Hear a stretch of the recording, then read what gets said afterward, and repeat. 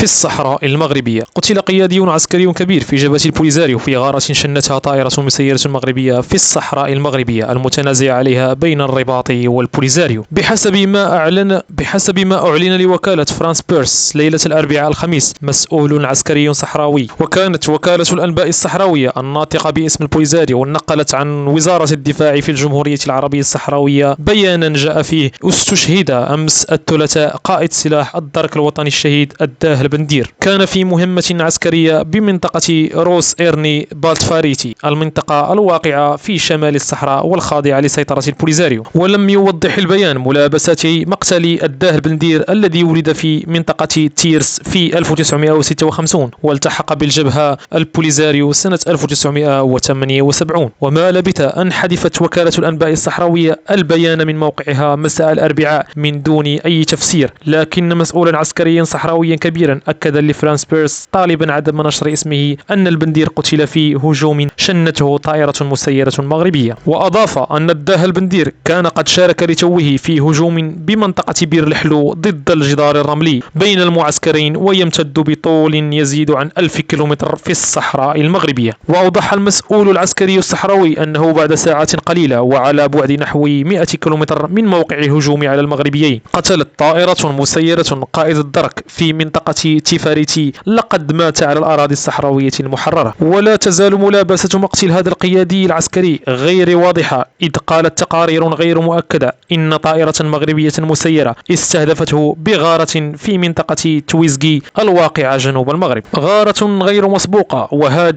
وهذه ليست المرة الأولى على ما يبدو التي ينفذ فيها الجيش المغربي ضربة قاتلة بواسطة طائرة بدون طيار في الصراع الذي يخوضه منذ عقود ضد الحركة الاستقلالية الصحراوية. ولم يسبق للجيش المغربي أن أعلن رسميا استحواذه على طائرة مسيرة، ولم يتسنى الحصول على أي معلومات من مصادر رسمية في الرباط. لكن منتدى فارماروك وهو صفحة غير رسمية للقوات المسلحة المغربية على موقع فيسبوك قال إنه بعد عملية استخباراتية وعسكرية دقيقة قامت القوات المسلحة الملكية برصد وتتبع تحركات مشبوهة داخل المناطق العازلة لقياديين من البوليزاريو، من بينهم زعيم التنظيم الإرهابي ومجموعة من كبار معاونيه. وأضافت الصفحة التي غالبا ما تتسم معلوماتها بالدقة إنه تم استهداف التحرك، ما أسفر عن مقتل عدة عناصر قيادية من ضمنهم قائد ما يسمى بالدرك في التنظيم الإرهابي ونجاة المدعو إبراهيم غالي الأمين العام لجبهة البوليزاريو. بدورها ذكرت 3 وسائل إعلامية مغربية غير متخصصة في الشؤون العسكرية إن البندير قتل في عملية نفذها الجيش المغربي شرق الجدار الرملي الذي يفصل بين المعسكرين ويمتد بطول يزيد عن 1000 كيلومتر في الساحة المغربية.